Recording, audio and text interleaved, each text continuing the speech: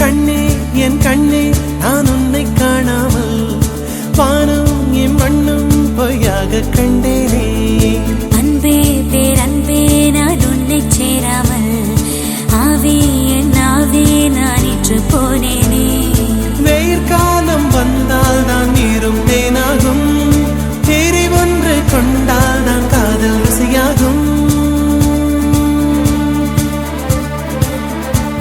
உன் பார்வை படும் தூரம் என் வாழ்வின் உயிர் வீடும், உன் மூச்சுப்படும் நேரம்